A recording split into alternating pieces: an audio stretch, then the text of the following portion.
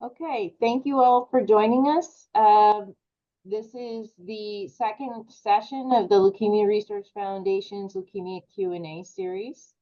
The topic for this session is chronic leukemia, and we're joined by two esteemed experts, Dr. Alessandra Ferrajoli from MD Anderson Cancer Center in Houston, Hello. and Dr. Ehab Atallah from Froedtert and the Medical College of Wisconsin, who will respond to questions that have been previously submitted during the registration process, or additional questions that can be submitted throughout the duration of this program through the Q&A button at the bottom of the Zoom screen.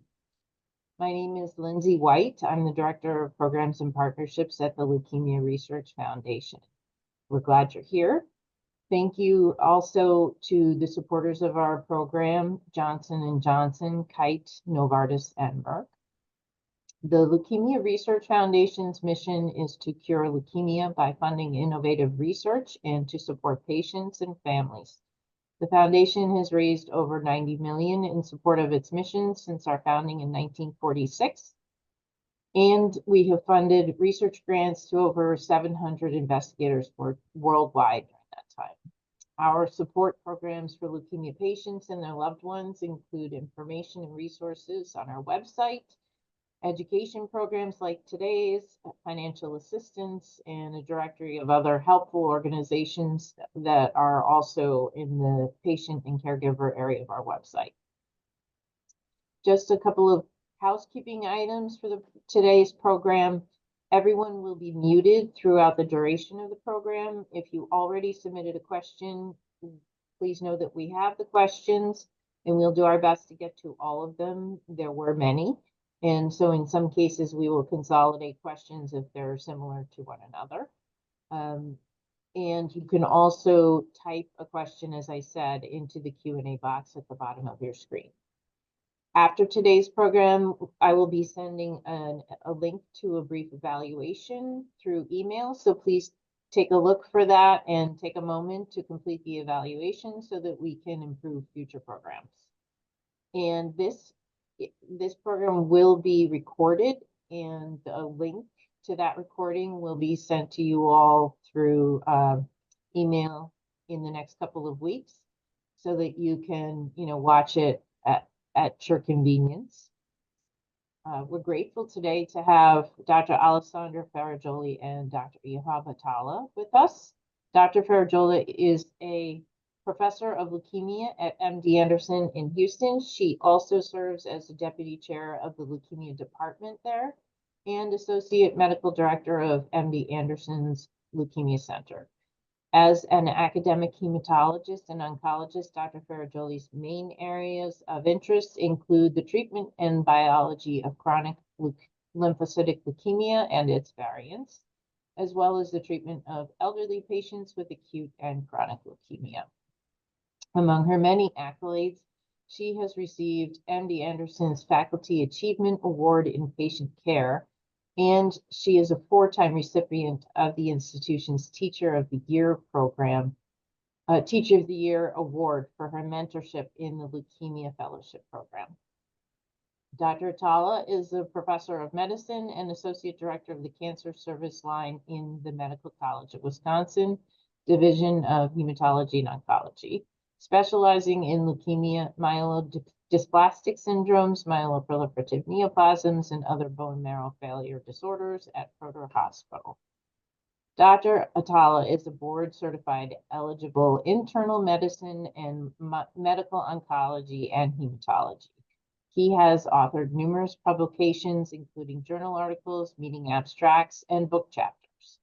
His current research interests are the treatment of patients with chronic myelogenous leukemia, chronic lymphocytic leukemia, acute lymphocytic leukemia, acute myelogenous leukemia, myeloproliferative neoplasms, and myelodysplastic syndromes. He currently serves as the co-chair of the Eastern Cooperative Group ECOG Leukemia Committee, and he's the administrative director of the H. Gene Curie Cure CML Consortium. The HJKC3 was established in 2016 and is a collaborative effort of physicians and researchers at 21 academic medical centers committed to CML research and improving patient care and quality of life. Doctors Ferrajoli and Atallah, thank you so much for joining us today. We appreciate your participation. Thank you. Happy to be here.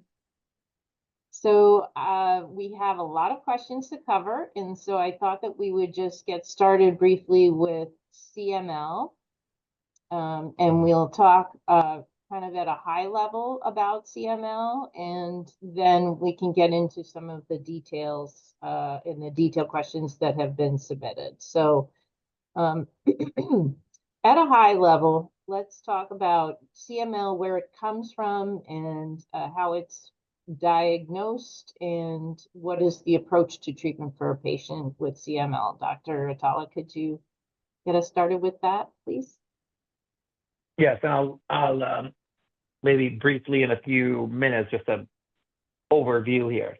So CML is a rare disease, and there's maybe 5,000 to 7,000 patients diagnosed in the US each year with CML. That's the prevalence. But the incidence, the number of patients living with CML is so much bigger than that, because patients live for a really long time, which is it's a great thing. We don't really know why. I think one of the questions is like, where does CML come from? We don't really know any specific predisposing factors to CML. The one thing we know is radiation, maybe, because after 10 to 15 years after Hiroshima and Nagasaki, there was a higher incidence of CML in patients who were exposed, like 10 to 15 years later. So radiation, based on that, radiation is thought to be associated with CML. Most patients present with bone pain, fatigue, unexplained night sweats, pain in the left side of their belly, and very frequently now, because a lot of patients or a lot of people get white cell count routinely, that they're found to have a white cell count on just a routine evaluation for a knee replacement, or they went to the ED for one thing or the other. When I see a patient with CML, we ask them about their symptoms. I examine them to see if their spleen is enlarged. So we know that even if the spleen is enlarged, that factors into a scoring system, which we can get into details later. But finding a spleen or not finding a spleen is not like a bad thing or a good thing. It's just finding a spleen. We then talk about treatments, and we currently have 6 drugs that are approved for CML, which is awesome. 5 of those are approved frontline. Frontline means, when I say frontline, means someone who is just newly diagnosed, has not received prior therapy. We have in the drugs, we have first generation tyrosine kinase inhibitors, we have second generation, and we have third generation tyrosine kinase inhibitors. So there's 3 generations, which that word generation is different than front line, second line, third line. Frontline means just like how many drugs has the patient received before. We monitor patients at the time of diagnosis. Most likely, most of us would do a bone marrow biopsy, although it's not necessarily necessary in all patients. So some patients or someone online, you may not have received the bone marrow at time of diagnosis. That's not wrong. But in most patients, I do a bone marrow biopsy. After that, if everything is going well, we don't need to do a bone marrow biopsy anymore, and we can monitor patients from the blood using a test called PCR. And the PCR looks for the Philadelphia chromosome. And the Philadelphia chromosome is what causes CML. Like CML is defined by that Philadelphia chromosome. So it's what causes it, and we're able to follow the level in the blood using PCR. So that's what's so unique about CML, is like it's that Philadelphia chromosome makes an abnormal protein. The protein is a signaling in the cell, and these drugs block the protein. And I'll stop talking because I can talk the whole hour and a half. Great. Well, thank you for that. I appreciate it, the quick overview. So some questions. One question that comes up is it inherited? Is there a connection to other family members or other cancers? Can this be passed from one generation to the other? CML is not inherited, does not pass from one family member to the other. I think when people hear chromosomes and cytogenetics, their first thought is like this is inherited. And we just need to know the difference that this Philadelphia chromosome is in the bone marrow, not in the patient. So if we biopsy the patient's cheek, they won't have the Philadelphia chromosome, but it's in the bone marrow biopsy. Something went abnormal in the bone marrow, and that's why this Philadelphia chromosome happened. Okay. And for patients who are on treatment for a while, one question, is there any hope that they can ever get off of it? And they specifically said it's expensive. So it's a real concern for many. So stopping drug is a big area of my research. And yes, there are certain criteria for stopping TKIs. So if a patient achieves a deep remission, and a deep remission means a level that is less than 0.01% for 2 years. To go back and understand that 0.01% that's the PCR level. And there's an IS, International Standardized Ratio, and most labs in the US follow that now. If a patient has been on treatment for 3 years, preferably 5 years, and has a level that's less than 0.01% for at least 2 years, then patients who fit those criteria can consider stopping. With stopping, there's a few things to know. First thing is that we only restart the treatment if the level is above 0.1%. So there's a chance if someone is completely undetectable, they stop, their PCR becomes detectable. We don't need to restart because there are some patients who continue to have a detectable level and despite that are off drug and don't need to restart. The second thing is that the success of stopping, it's a 50-50 chance at this point. So if patients who fit these criteria, they decide to stop, half will be successful and the other half won't be successful. Which is the other issue is like patients who, people need to think about this before they decide to stop is I've been told by many patients that needing to restart is like having leukemia all over again. So having to restart is just something that you have to think about before you start that. The third thing is that most recurrences happen in the first 6 months. So because of that, we have to monitor patients very closely. So in the first 6 months, we do PCR monthly. And then for 18 months, we do PCR every other month. And then every 3 months. So don't just stop. Talk to your physician because there's special monitoring that needs to be done after you decide to stop. Fourth is that just about everyone who restarts drug will go back into remission. 99.9%. So the risk of anything bad happening is very, very small and almost similar, not almost, and similar to if patients had actually stayed on drug. And lastly, there's this withdrawal syndrome that can happen.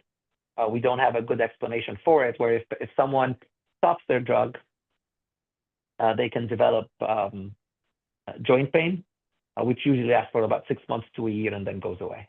So these are the things to think about. 50-50 chance of recovery. You have to fit specific criteria. Follow-up has to be pretty strict after. Most patients will go back into remission once you restart. I think you might have covered this, but let me just read the question because I wasn't sure based on something you just said. The question is, what is the likelihood of CML returning after remission? So I think you touched on it, but maybe if you could just reiterate. Yeah, I think that's a little different. I think the question is, what are the chances that if someone stays on drug, that while you're on drug, that the leukemia would come back or come back more aggressive? all in all, like if someone goes, the word remission really varies. It's based on the PCR.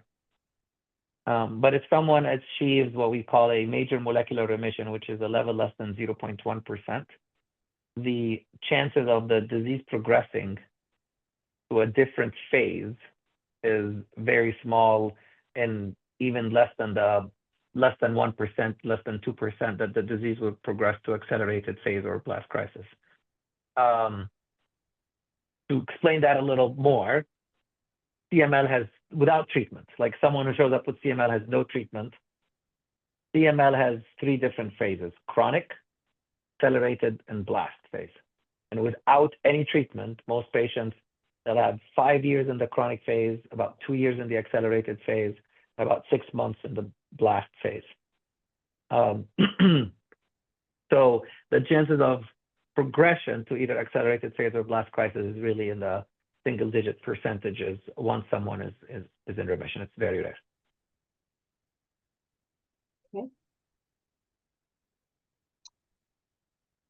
Okay. Then another question, how do I prevent CML from morphing into something else? I would also like to know about what's the best diet to follow with CML. This person goes on to talk about, there's some thing in the media about whether sugar feeds cancer. Is that really the case? Are there holistic remedies they can do, undertake? Any? As you can imagine, that's one of the very common questions we get, and I get it, right? Like I want to know, like, what I'm eating, is it affecting me in any way? How can I help myself, I guess?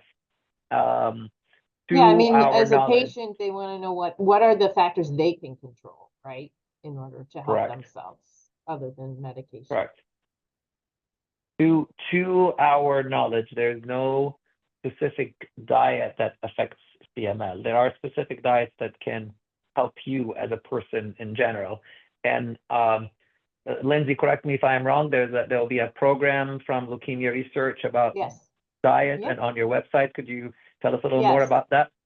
Yes, we'll be sharing information about it, but in mid-April, we will be having a program on nutrition and leukemia. So this is definitely a topic that people, as you say, are very interested in. So we have a speaker who's going to be talking about what's known about leukemia and research on diet and factors that play into that. So that is definitely something coming. Thanks for sharing that. Yeah, it's a very important topic, and it's what like how can I help myself? And so the first part of the question was, how do you prevent it from getting worse? And so I think, you've made it clear there are certain things you can do lifestyle wise that as a patient they can kind of take care of themselves there, but also how about, I don't know, frequency of interactions with caregivers, doctors, other practitioners, anything else they could do, adherence to medication, that kind of thing? I think obviously the most important thing is adherence to the medication. I think it's really important. Some patients don't talk to their doctors about the side effects they're experiencing, and when you have a lot of side effects that you're experiencing that you're not sharing with your doctor, you're more likely to not take your medication. Some patients don't share with their doctors that they're not taking their medications. So I think adherence is really important. Talking with your doctor about your side effects, and your doctor can't fix. I'm not going to lie and tell you that your physician will be able to fix every side effect. There are things that can be done or considered, and if your doctor can't fix the side effect, they'll tell you that. Would they consider a change in dose, a change in drug? I think just having an open conversation so you can maintain your adherence to your drug is the best thing you can do to prevent the disease from progressing. Great. Not to confuse that with what we talked about earlier of stopping. I mean, stopping is a certain group of patients that fit certain criteria that will be followed in a specific way when you stop. And in order to get to that deep remission, to consider stopping, adherence is really important. Okay. All right, here's a question about a very specific therapy, Sprycel. I was diagnosed about 5 years ago. I'm on Sprycel, been in remission for 4.5 years. She or he, I'm not sure which, had a Sprycel dosage decreased from 100 milligrams to 50 milligrams over a year ago and still in remission, no issues. What are considerations, recommendations for trying to go off medicine? This kind of comes back to the question, the previous question. So I think we've more or less covered it. Is there anything specific to Sprycel? Nothing specific to Sprycel. If the dose has been reduced and the patient has stayed in remission, and remission, I don't know what you mean by that, but either undetectable or below 0.01, that actually gives you a better chance of achieving what we call treatment-free remission or going off drug. So by reducing the dose and staying, if you mean by remission undetectable or below 0.01, then that actually gives you even a better chance of treatment-free remission or going off drug. There is a question in the Q&A about CMML. Is anyone, either of you, interested in addressing that one? I know there's not a lot of crossover, but if you have any ideas on treatments available for CMML and anything that was on the horizon. So CMML is very different. So the two M's, although it's one letter, is just so different from CML. The CML has this characteristic Philadelphia chromosome, has all these new drugs. CMML is different, called chronic myelomonocytic leukemia. It's in a category called myelodysplastic syndrome, myeloproliferative neoplasm. There are ongoing trials for CMML. It's treated before it was labeled under a group of disorders called myelodysplastic syndrome. There are treatments for it. For patients with CMML who have no symptoms and have very low risk disease, observation is sometimes recommended. That's in a small group of patients. And other patients who need treatment, they're treated like MDS, with the only curative potential being a bone marrow transplant or a stem cell transplant. More recently, there are some mutations that are being picked up in CMML where we have specific drugs that could work in that group of patients, such as JAK inhibitors, FLT3, IDH. So that's what we're looking at. The challenge in CMML, CML is rare, CMML is even more rare, which makes it a challenge to do large trials in patients with CMML.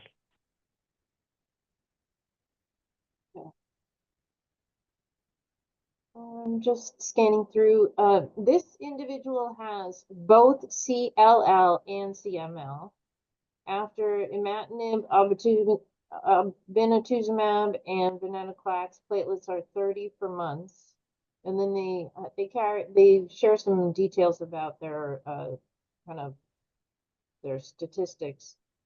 I guess the question is, I don't know. Since the platelets have been below 50 and as low as 4, I'm not entirely clear what the question here is. Maybe you could talk just generally about this crossover between CLL and CML. How common is that? And any special considerations for those patients? Dr. Ferrajoli would like to answer that, or whatever. Sure. They are two, despite the fact that the difference is just one letter, they're actually two completely separate entities. So, and we do have occasional patients, it's very rare, but we reported in an article 3 patients that had the concomitant diagnosis of CLL and CML.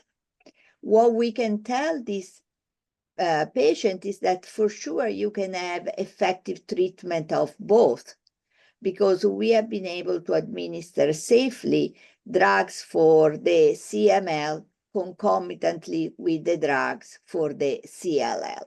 You do have to be careful for risks like myelosuppression, that is a decrease in the number of neutrophils, anemia, a decrease in the number of platelets that sometimes can occur when the two group of drugs are given together. There could be what we define a cumulative effect on the bone marrow. But we have been able to treat effectively both diseases. And because both diseases at time, you could have some treatment-free interval. Actually, I have managed patients where I had the patient at time on treatment for both, or at time at treatment for one of the two based on the activity. However, these patients seem to have a particular issue with platelets.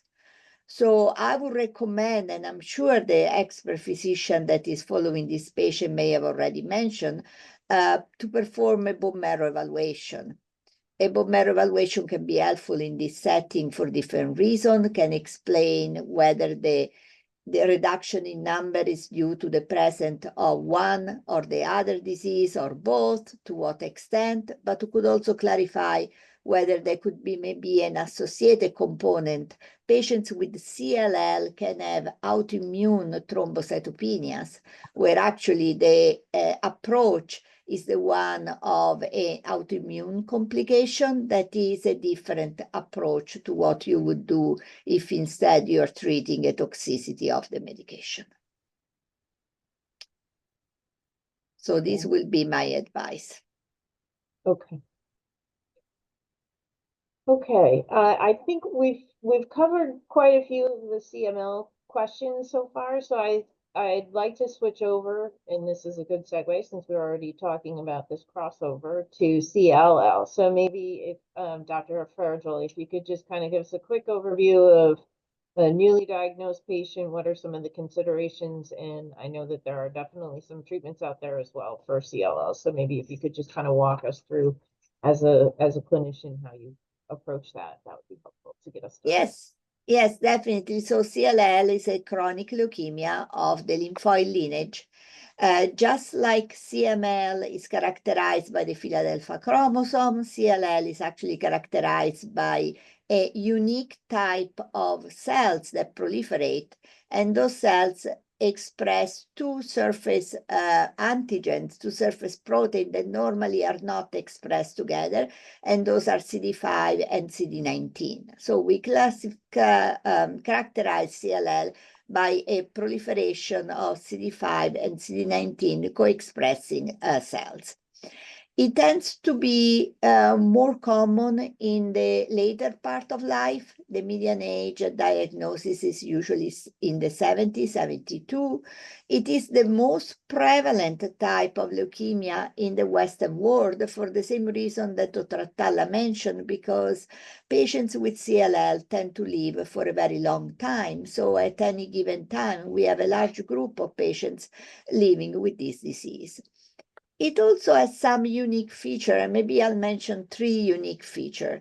The first one is that patients will be told that they have chronic lymphocytic leukemia and small lymphocytic lymphoma.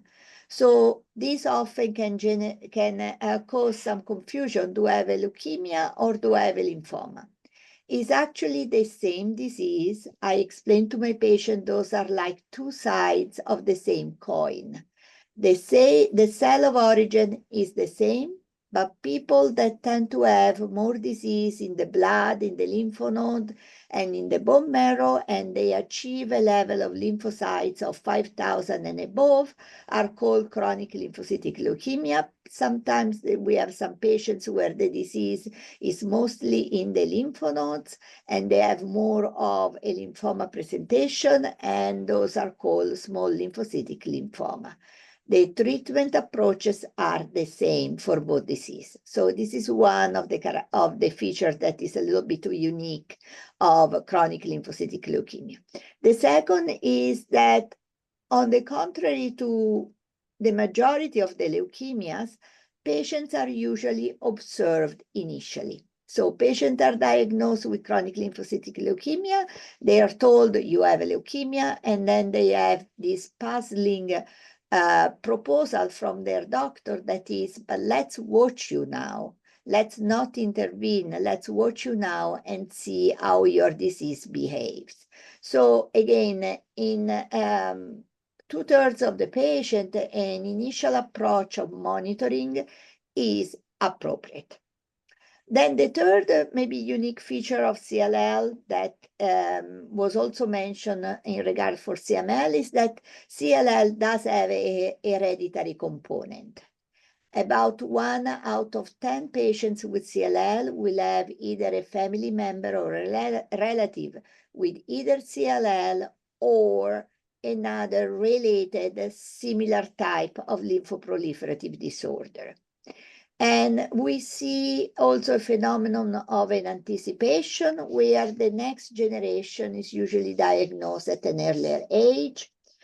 Often the hereditary side is on the male side, so father to son, but this is not at all unique. There are initiatives and consortium that study familial CLL. We do that at our institution as well. So I'll stop here. I think those are maybe 3 unique features of CLL. Great. Thank you. So we had one, we'll just get started right away. There's lots of questions on CLL. Obviously, as you mentioned, it's a lot more common. So let's just dive right into it. I am 76 years old and have had CLL for 4 years. It transformed into DLBCL 2.7 years ago. After 6 cycles of RCHOP and 16 radiation treatments, I have been in remission for 26 months. My blood work is normal. No sign of CLL. My question is it normal for CLL to be in remission following RCHOP? My oncologist thinks the CLL will return. What do you think I should expect? So this is a case where CLL has transformed, in the case of this patient, into what we call Richter's transformation, that most commonly will have the histology of the diffuse large B-cell lymphoma. This only happens in about 1% of the patient per year, so it's rare, but when it's rare, the approach that was taken correctly is the one to treat as an aggressive lymphoma. Most of the patients will have a remission of the CLL as well when the treatment is given for diffuse large B-cell lymphoma. However, yes, it's correct. The tendency will be for the disease to slowly return. Now, since we talk about CLL and Richter's, it's also important to know that there are some rare patients that can develop a lymphoma that may not be related to the CLL. And in this case, we may have patients that have what we define as non-clonally related lymphoma, where the 2 diseases are, such as in the case of the CLL and the CML described before, 2 separate entities. Okay.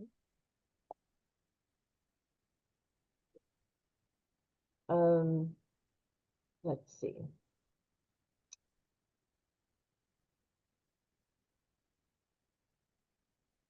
Are there any drug companies working on a BCL3 protein solution?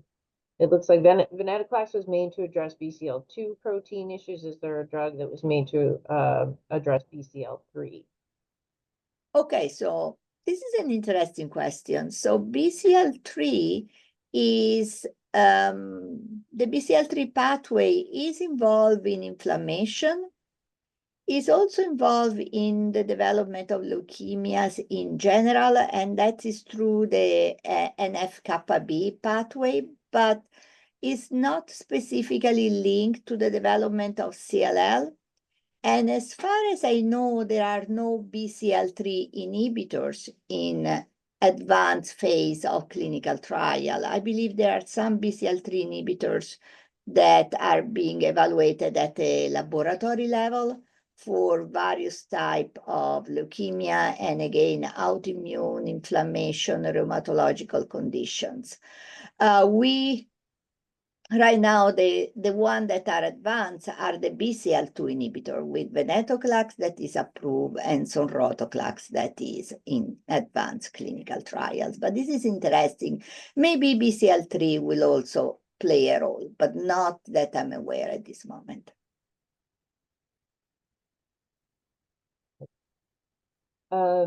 Okay, I was just diagnosed with stage 0 CLL in watch and wait phase. Is my next step having a FISH test done?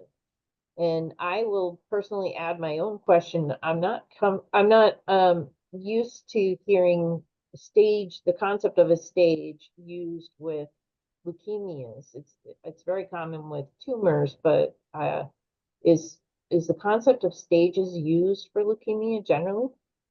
So for other type of leukemia, usually the leukemia is more characterized by being acute, chronic, in remission, or active. But for CLL, we actually have a specific classification that we use for CLL. This is the RAI classification. This was developed in the 60s by Dr. Kanti Rai, that is one of the pioneers of chronic lymphocytic leukemia, and is based on your white count, the presence of lymphadenopathies, the presence or not or hepatosplenomegaly, and whether you have developed any anemia or thrombocytopenia. So being RAI stage 0 means that your CLL is at a very early stage and is only manifested by an increase in white count. There is an equivalent classification used in Europe that is called the Binet classification. Great. And so they asked the question, is the next step having a FISH test done? This is an excellent question. So FISH, that is a technique that looks at your leukemia cells and puts some colors on specific chromosomes that are of interest and identify abnormalities in this chromosome in your CLL cells, not in the cells of your body, is extremely important to both predict the clinical course of patients, and also it's helpful in choosing treatment. So yes, I definitely would encourage every patient diagnosed with CLL to undergo a FISH testing. I will also remind and encourage everyone to have this FISH testing repeated prior to any new line of therapy, because what you have as part of your FISH testing results may change over the years during the evolution of the disease. There is another test, we can maybe talk about it, that is also often done at diagnosis, that is the mutational status of the immunoglobulin heavy chain gene. This is also important for prognostic features and actually has the advantage that it does not change during the course of the disease. So you determine the immunoglobulin heavy chain gene status once, whereas you follow FISH test and FISH results during the course of the disease. Okay, so have that. What is that test called, the immunoglobulin test? Is immunoglobulin heavy chain gene rearrangement. Okay, and that does not change over the course. IGHB. No, it IGHB, doesn't. right. And So, patients will be defined as mutated or unmutated. okay. CLL. And I'm actually happy to say that we just added some information to our website with information about these various tests. So when I get a moment, I will copy that link into the chat so that folks can take a look at that. Yes, Leukemia Research Foundation has very good information, very good instruction, and we'll review all of them. Thank you, thank you. So, okay. Is there active research on chemo vacations to lessen toxicity and neutropenia? in CLL? The question was from a CLL patient. Yes, I'm so, sure yeah. everyone would like to know. No, that's correct. I would say that what is chemovacation, that we technically call it time-limited treatment, that means that you are given treatment only for a determined amount, for a defined amount of time, is actually one of the fields that is advancing faster in chronic lymphocytic leukemia. So this is definitely a possibility for many patients. It can be obtained through different combination of medication. It can be obtained by using the combination of a monoclonal antibody such as obinutuzumab with the BCL2 inhibitor venetoclax. It can be also obtained by using a BTK inhibitor together with venetoclax. There have been regimen developed with all the approved BTK inhibitor, with ibrutinib, acalabrutinib, zanubrutinib, and now also with pirtobrutinib in clinical trial. And it can be done with either combination of 2 agents or combination of 3 agents. The combination of 2 agents is when you have a BTK inhibitor and venetoclax, or a BTK inhibitor and monoclonal antibody, or venetoclax and monoclonal antibody. But there are also regimens that combine all the 3, a BTK inhibitor, a monoclonal antibody, and venetoclax, and they're given in a time-limited fashion. Okay. One person asked, is a bone marrow transplant available treatment for CLL? It is available, but is rarely needed, in the sense that we have several active treatment that we will be recommending before a patient is advised to undergo a stem cell transplant. There are also stem cell transplant belong to cellular therapy, and nowadays we also have CAR-T that are another component of cellular therapy that are available to patients with CLL. So yes, a stem cell transplant can be recommended, can also be successful, but this happens only in special circumstances. This person asks, is there any data to show increased incidence of interstitial lung disease in CLL population? Not a lot. CLL, patients with CLL are immunosuppressed, and they also, so there is a risk for infection, and we know with any infection, you can trigger the development of interstitial lung disease as a consequence. Patients with CLL also have tendency to develop autoimmune complications, such as destruction of their own platelet, destruction of their own red cells, and they also have an increased rate of rheumatological condition.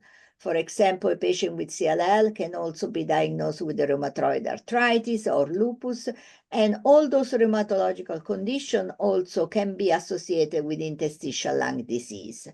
So yes, there can be several clinical settings when a patient with CLL could develop interstitial lung disease, but it's not a common condition associated with CLL.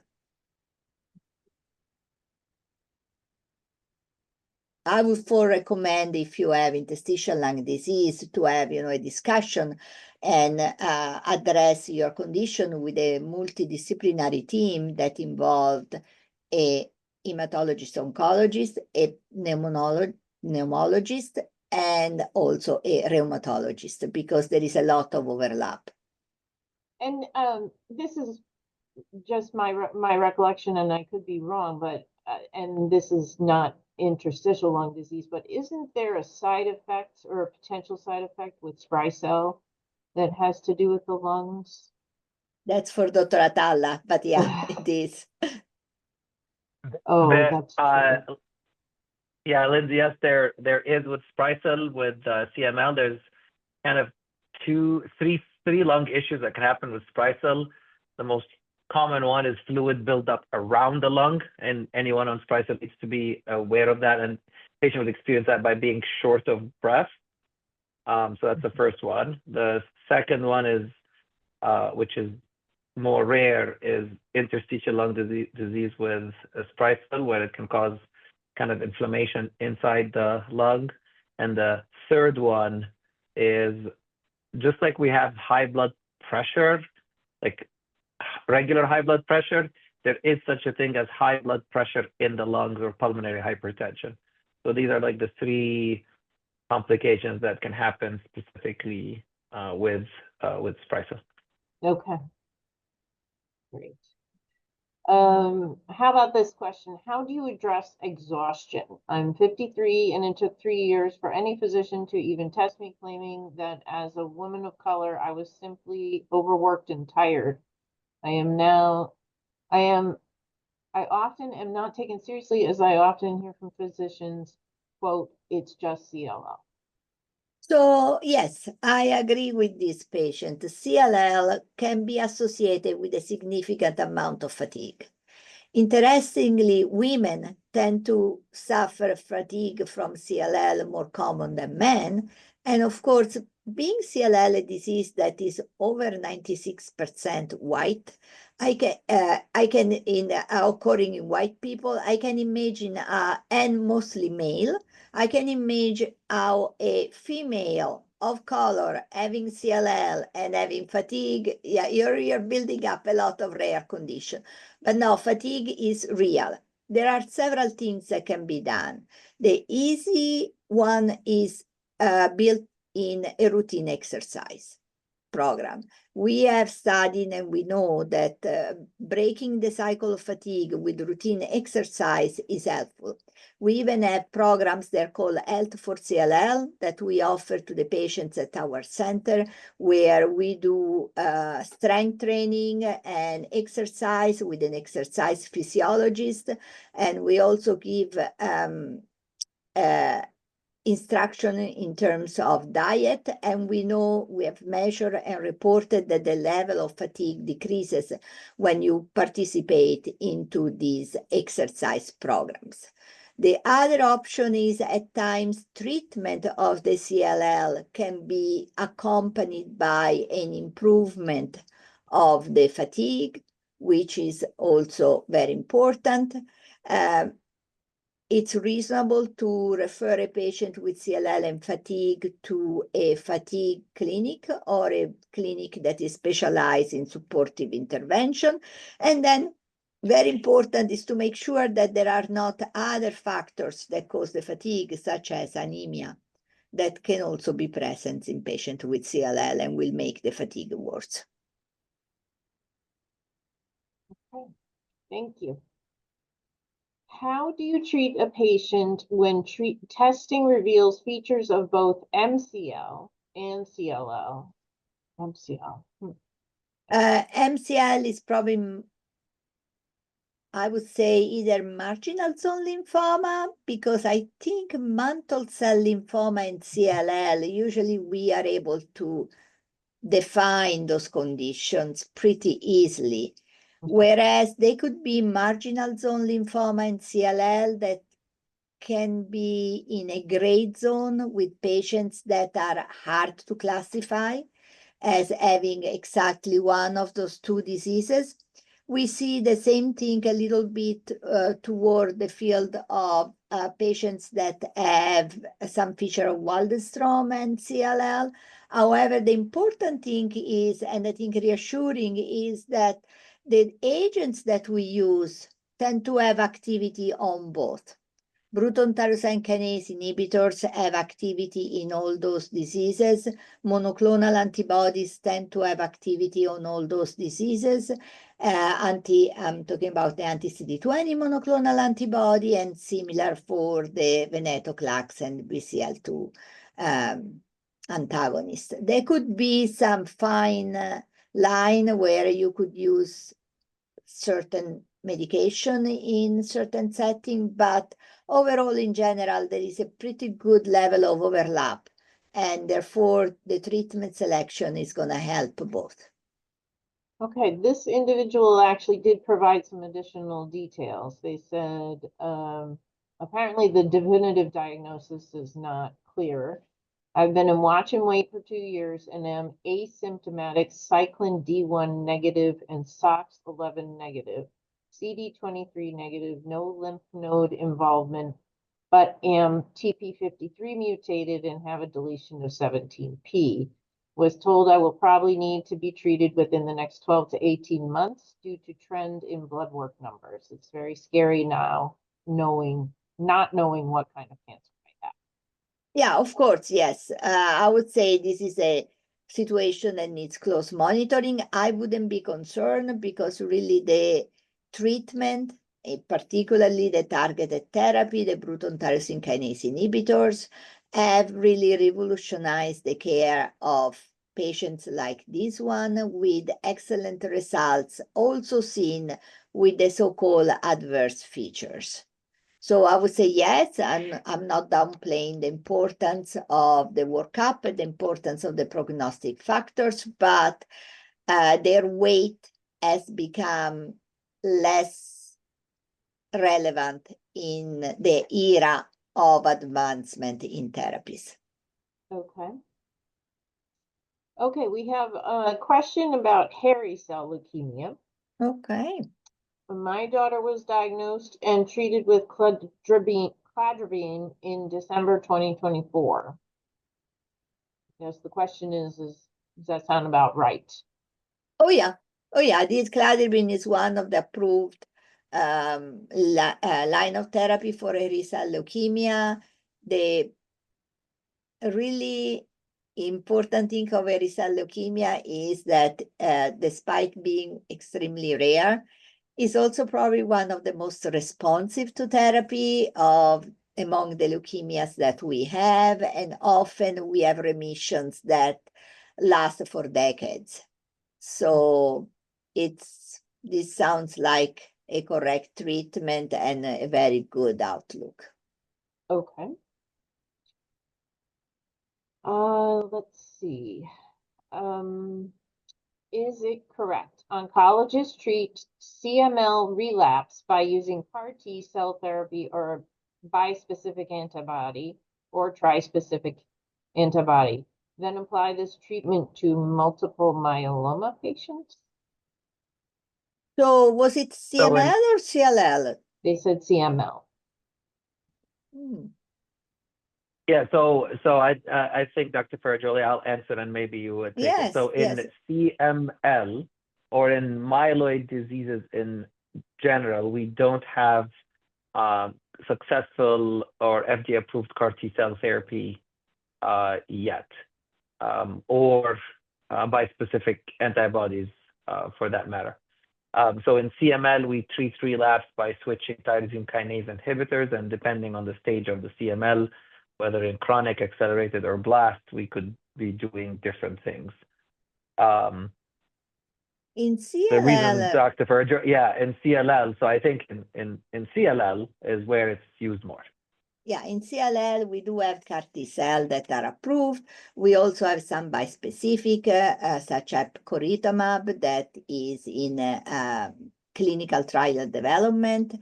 And I know that in Waldenstrom, they use the same approach. They have bispecific antibody. Those, both diseases belong to the chronic lymphoproliferative disorder and share some common features. So I would imagine more of an overlap between the therapies for the Waldenstrom and the CLL than the therapies for the Waldenstrom and the CML. Okay. So, generally speaking, you mentioned a couple of different things for CLL. Can you talk a little bit more about what's in trial and what's kind of coming on the horizon, if anything? Oh, sure. I mean, CLL, I would say, has had a golden era over the last 10 years, not to take anything away to CML, but they started earlier and then we were able to catch up. So there are several agents that are in a clinical trial in CLL that I personally find very promising and interesting. We have non-covalent BTK inhibitors, of which one of them, pirtobrutinib, is already approved, but we have another one, nentabrutinib, that is in advanced phase of development, and many others that are following, that are able to provide responses even when the first and second generation BTK inhibitors, such as ibrutinib, acalabrutinib, and zanubrutinib, stop having an effect. We have BCL2 inhibitors that are new in development, like sonrotoclax, but we also have other classes of agents. We have BTK degraders, that they are oral agents that also work through the BTK pathway, that have shown significant activity. So BTK degraders are in clinical development by several companies. There is bispecific antibody, epcoritamab, for example, is in clinical trial in CLL, and data were presented at ASH last year, and is also in clinical trial for patients with Richter transformation, where it has shown some activity. CAR T-cell were approved in May of 2024. So we do have an approval for CAR T-cell CD19 directed for the patients with CLL that have failed several lines of therapy. Often we do CAR T-cell in combination with BTK inhibitors, all for different strategies to improve the tolerance as well as to improve the efficacy. So really a very active field.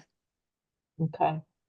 So that actually makes me wonder, you know, if I'm a patient and I've gone through several lines of therapy, what do I do next if, you know, I'm still not feeling well, my numbers are still not stable, and my doctor is kind of keeping me on the same course? Do I ask for something different? Do I go see a different doctor? What's the best thing to do?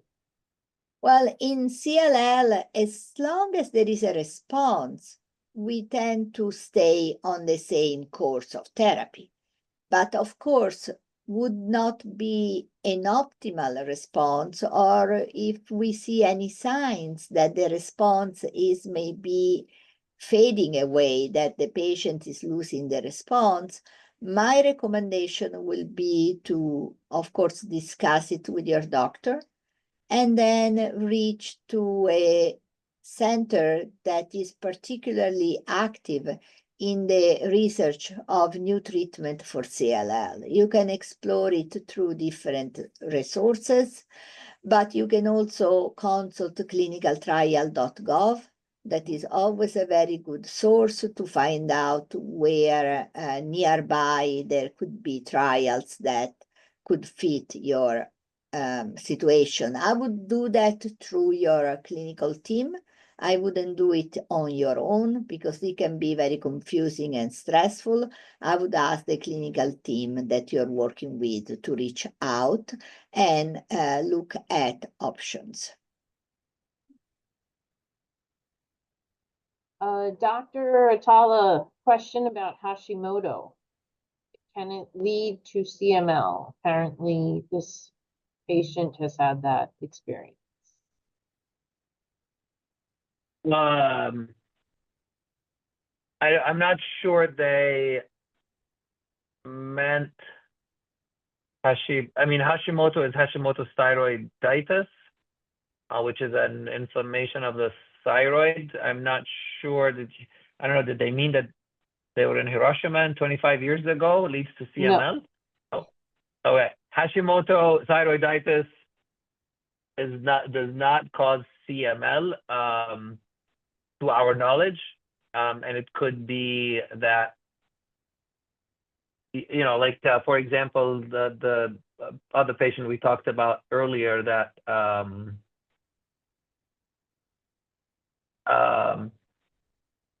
the patient we talked about earlier where they got CML and CLL, because people can get both diseases. I think there's a follow-up from the same Chernobyl radiology 1986 being in my young age could bring me Hashimoto and CML, which I have. That is correct. Yeah. The Chernobyl radiology, like I said, from Hiroshima and Nagasaki, we know that. I'm not aware. It's the same idea like Chernobyl. So, I see. yes, based on that data, yes, I would say. So it looks like maybe it was an environmental Exposure. exposure like- that Correct. may have triggered. So yeah, patients that were exposed to radiation at the time of the Chernobyl nuclear accident, of course, are at increased risk of developing thyroiditis or in general hypothyroidism, and as well as CML and also CLL. CLL has an association not as marked, but also with exposure to radiation and exposure to certain chemical agent like Agent Orange in Vietnam.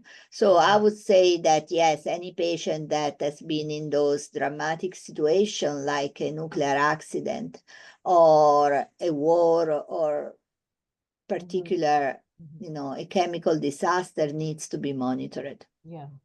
Well, I know that there have been many cases documented of the crossover between an autoimmune disease and blood cancer generally, right? So, Yes. okay. So what's the best dialogue to have? I mean, does the hematology oncologist factor this into their decision? Or do they just kind of let a different specialist handle that piece of it and they only focus on the CLL? Or is there some sort of a collaboration between those specialists? So most of the times it's important when you meet with a patient to obtain a very detailed past medical history to know if there is any rheumatological condition, and also have a careful review system to identify any possible manifestation of rheumatological condition. And then we usually ask for a consultation, and then the management is done jointly. I have actually several patients of mine that have CLL and rheumatoid arthritis. And at times with the rheumatologist, we have picked a certain treatment, in this case, rituximab, that interestingly is helpful for both.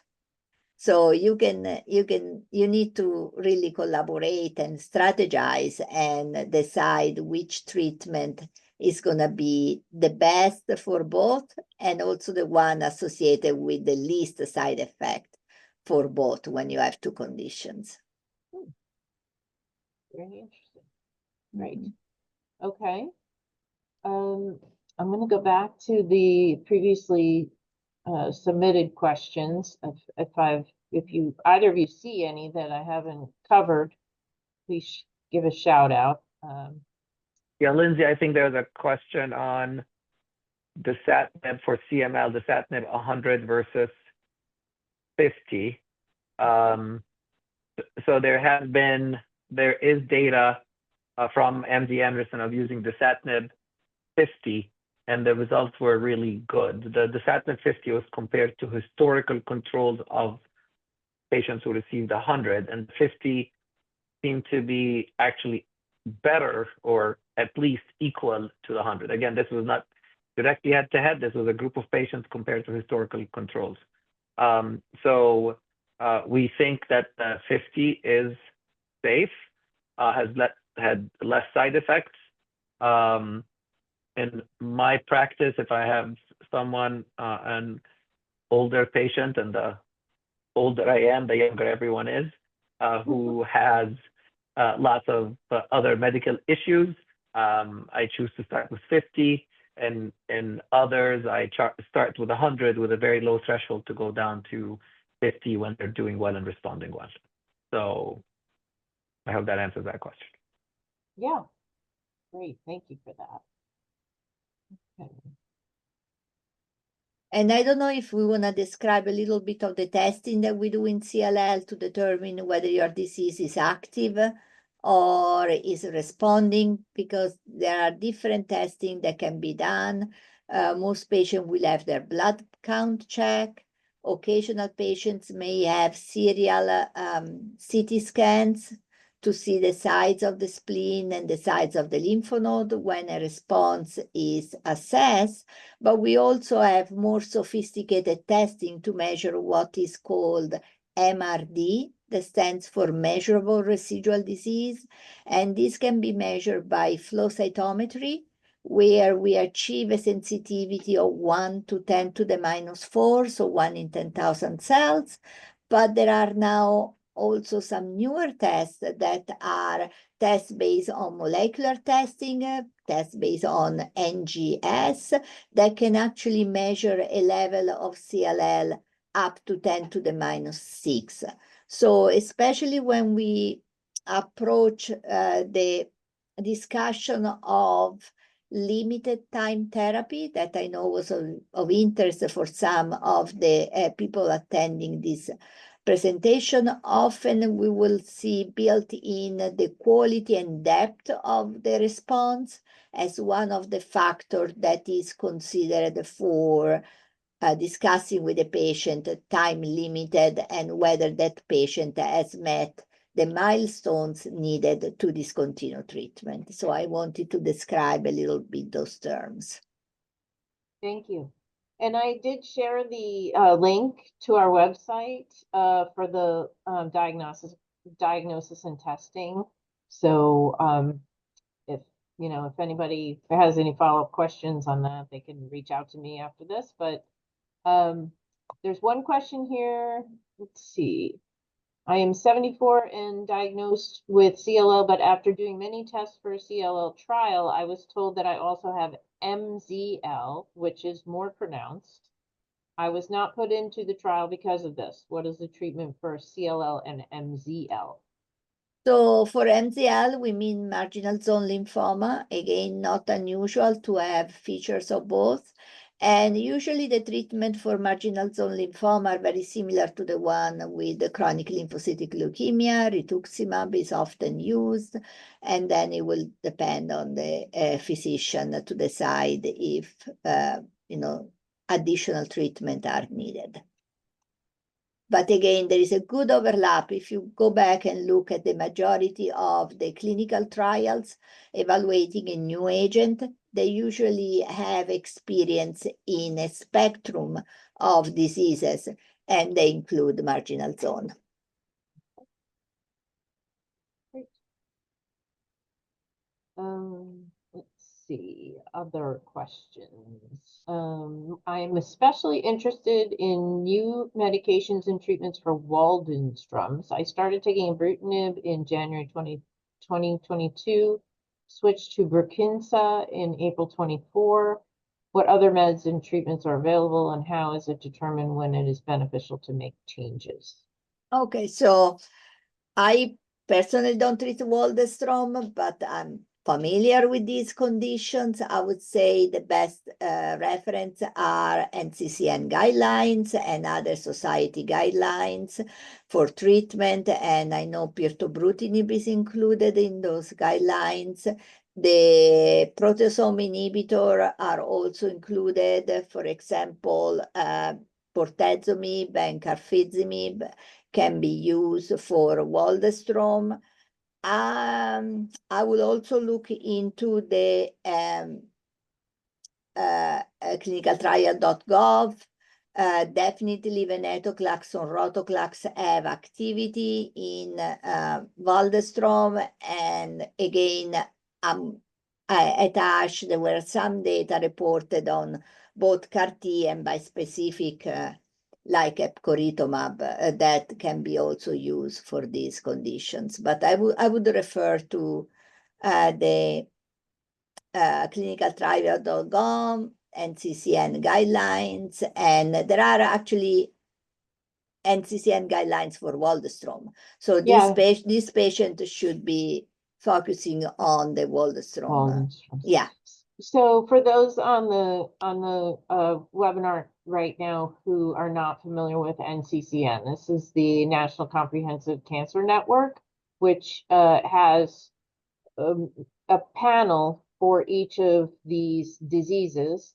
So in this case, I'm showing on the screen the guidelines for chronic myeloid leukemia and chronic lymphocytic leukemia, but they also have guidelines for various other forms of cancer, including various forms of leukemia. And so the panels of clinicians get together and they discuss the latest research and determine the guidelines that other clinicians can follow when they see patients with these various conditions. And then they take those guidelines for clinicians and rewrite them for patients and caregivers. So that's what I have here is the two links to the CML and the CLL patient guidelines, but Dr. Ferrajoli is saying that there's also a variation of these for Waldenstrom specifically.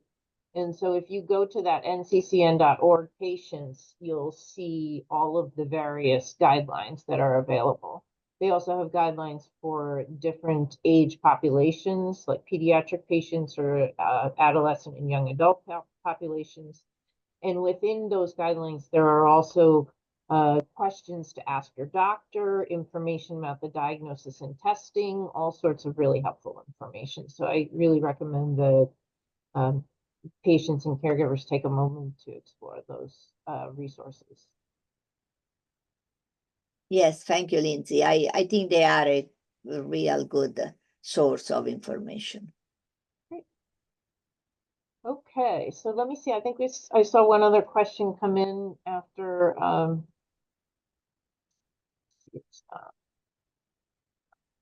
questions.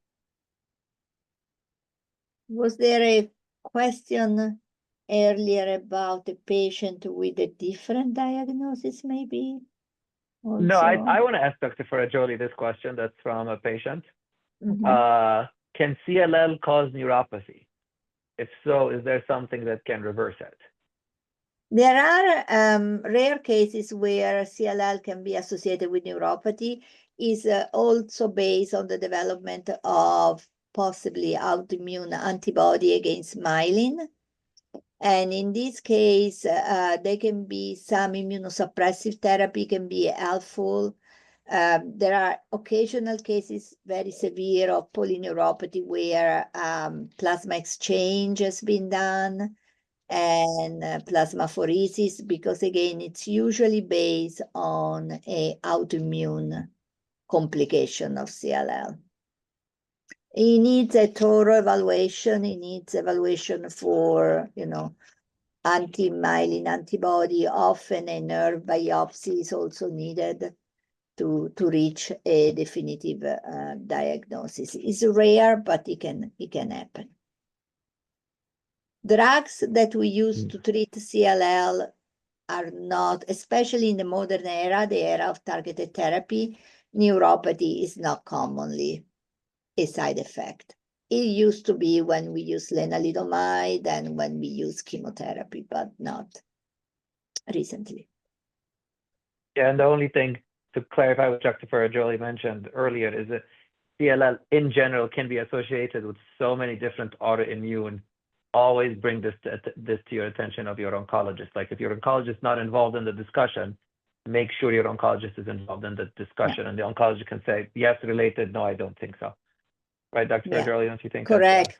Because for many of the autoimmune, there is not enough number for the neuropathy, but for other, actually treating the CLL will give the best results in controlling the associated autoimmune complication.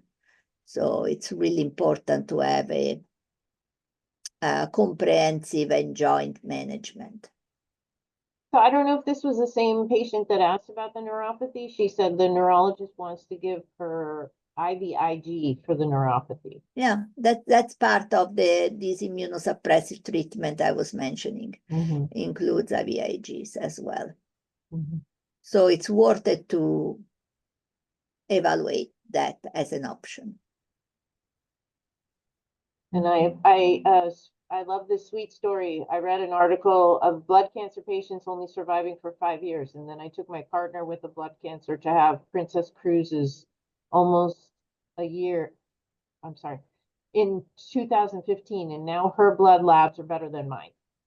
So there you go. Well, you got a trip out of it. That was fun. Mhm. But it's really important, actually, this brings a really important point. Whenever you read about life expectancy, remember that is done on historical data. So that is number that come from the past. Both Dr. Atallah and I know that there are publications that show that when patients are treated properly, and of course, if the disease responds and has favorable feature, the life expectancy is exactly the same of a person without the diagnosis of leukemia. So I also recommend my patient not to go and buy a Ferrari or go crazy. Why? They need to Why? I keep mean, the I think buying a money. They're Ferrari gonna live for a long time. Save it for your retirement. Yeah, plan for a long future. You could just drive the Ferrari for longer. Yeah, true. That too. So there's a question here, can CML be caused by vasculitis? Since my daughter's white cell is high and the doctor hasn't done that, is it worth her getting that? CML is not, vasculitis does not predispose to CML. And a high white count is a very wide word, because under the white cell count, there's 5 different types, which I think maybe I'll answer that question because there's a question up there, the difference between CML and CLL. So white cells, there's 5 types. There's neutrophils, lymphocytes, basophils, eosinophils, and monocytes. Okay, the 2 most or the highest percentage are the neutrophils and the lymphocytes. When the neutrophils, I'll say it, when they misbehave, for lack of a better scientific word, that's what causes chronic myeloid leukemia. When the lymphocytes misbehave, it's called chronic lymphocytic leukemia. So when someone has a high white count, it depends on the subtype. Remember that for every, like when the neutrophils go up, there's always primary and secondary causes. Secondary causes mean that they're reactive. So if I have a cold, or if I'm on steroids, if I run up the stairs, my neutrophils can go up. If I have a viral infection, mono or whooping cough or TB, my lymphocytes can go up. So these are reactive because the white cells, their function is to prevent us from getting infections. So not every elevated white cell count is a leukemia, because there are reactive causes. And when we don't find a reactive cause, this is when we start looking for, like, oh, could this be a primary bone marrow problem? I totally Dr. agree with Ferrajoli, anything you want to add? The only thing will be if somebody has an history of vasculitis and receives immunosuppressive therapy for the vasculitis, then of course, with any immunosuppressive therapy, there is a little bit of an increase of a risk of developing subsequently a leukemia or a lymphoma. So in that case, it's a treatment-induced. Yes, it's due to the immunosuppressive. It's a risk associated with immunosuppressive therapy. And also sometimes with certain rheumatological condition, we also need to use chemotherapy. Those doses usually are low, not really associated with a risk for leukemia, but you are still manipulating the immune system and you're causing some propensity for additional health issues. Great. What is the maximum recommended time to stay on Calquence? There is not such a time limit. It all depends on your response, on where you are with your disease, and what strategies your hematologist oncologist is implementing. But there is not a limit.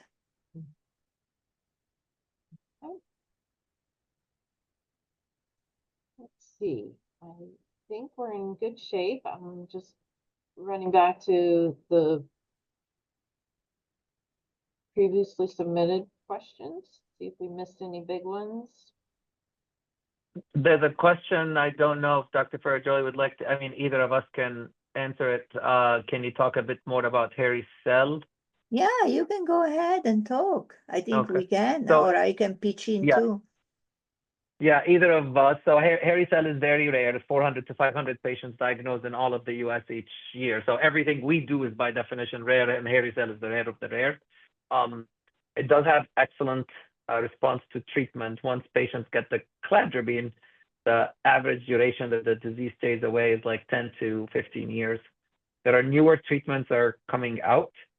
So for example, it was found that hairy cell has a specific mutation called BRAF mutation.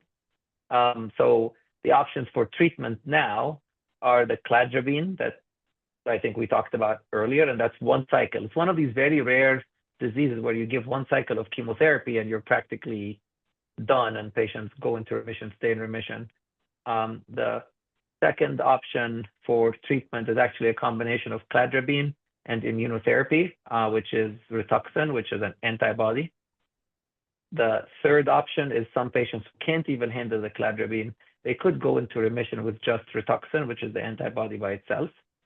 And more recently, they've been pretty amazing, in my opinion. I'd like to see what Dr. Ferrajoli would say. I agree. Amazing responses with Gazyva, which is an antibody with vemurafenib without chemotherapy at all.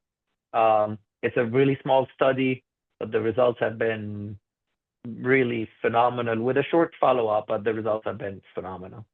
Yeah, no, I agree. Again, it's one of those diseases we see very seldom. It's actually one of those patients we're all happy when we have a referral because, I mean, success is really common. But there could be cases that can be relapse refractory, especially the one that have some mutation acquired. And so they need to be carefully approached, but it's a very, very treatable type of leukemia. Oh, and the BTK Actually, inhibitors too, which yeah, are used in CLL, also have also shown efficacy in hairy cells. The only thing to make sure is to be aware that the patient can at time have significant enlargement in the spleen, and the neutrophil can be very low, so not to downplay what can be the consequences of the disease if it's not treated. Great, thank Coming you. back Thank you. to the plug about clinical trials, I was at an event last year and a patient came up to me and she said, I was in the Rituxan trial at the NIH for hairy cell leukemia about 15 years ago. And Wow. Yep. she's just doing great. Mm-hmm. So I think it's so important for patients and, you know, caregivers to consider all potential options, and a lot of gratitude to those who do go that route because it paves the way for better therapies for the rest of patients who come along after you. Yeah. And Lindsay, you didn't talk about sorry, go ahead. No, I wanted to say the majority of the time, both the patients and the community benefit. So it's really good. Mm-hmm. What did we miss? We didn't talk about trials in CML. We do have some trials in CML through the CML consortium, which some of them are patients who tried to stop and were not successful and they had to go back on drug. We have trials for that where we add asciminib. We very soon will have a trial looking at optimizing the patient's dose. Hopefully we get that grant soon. We have in maybe 6 months to a year, we'll have a trial of adding patients who are not in a deep enough remission to try to stop, to add another drug to stop. So either the approach of like, we can't stop, we'll try to get you to the lowest effective dose and maintain quality of life, or can we get you there? We also, if you are being seen in any of the CML consortium sites, we have a registry where we're collecting. Our goal is to really prospectively collect long-term data. We do have data up to 5 and 10 years, but we don't have detailed data after that in terms of efficacy, side effects, etc. So we do have studies ongoing in CML, and would be great if patients would seek that. Wonderful. And so clinicaltrials.gov is always, you know, the first place to go for information about clinical trials, but as I mentioned, we also have our clinical trials hub, which pulls information from clinicaltrials.gov. So, and if anybody has any questions, they're more than welcome to reach out to me on that.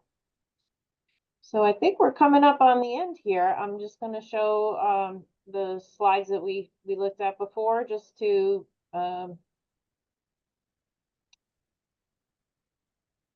let's see, where were we? This is, I want to make sure I got the right ones. Yes. And so quick thank you to all of you. Thanks to our sponsors. Thanks to our presenters. And gosh, any parting words? It's going to be an exciting year in 2025. There are a lot of big trials that are going to read out. For us, there are going to be likely more new therapies that are going to be approved, combination of therapies that are going to be approved, and really a good time for providing additional options to everyone. Great. From me, talk to your doctor, ask questions, let them know how you're feeling. You're not whining. You do have a reason to have side effects. If your doctor can fix it, great. If your questions are not addressed, go see Dr. Ferrajoli. Dr. Atallah, depending on where you are. Well, But you have the also- north and the south of the, The north and the middle part of the country covered. But also So- very important, take good care of yourself, exercise, follow a healthy diet, try to enjoy life and reduce stress as much as possible. I know it's not always easy, but again, this is all part of taking care of your body and putting you in the best possible position. Right. Great. And please stay tuned, because we, as I mentioned, we have some exciting additional webinars coming up. We have the nutrition one that I mentioned in April. We also will have our new and emerging treatments, which is pretty much a follow-on to this, and update specifically on research and trials, which should be in June, and more information on those will be forthcoming in our patient newsletters. And so we thank you all for your participation. Thank you, Drs. Ferrajoli and Atallah. It's been wonderful. I really appreciate. It's been a fun event, and I love working with you guys. And hopefully we can do it again sometime. But in the meantime, thank you everyone, and have a great day. Thank you, everyone. You Have a too. good Thank you day. so much. Bye. Bye bye.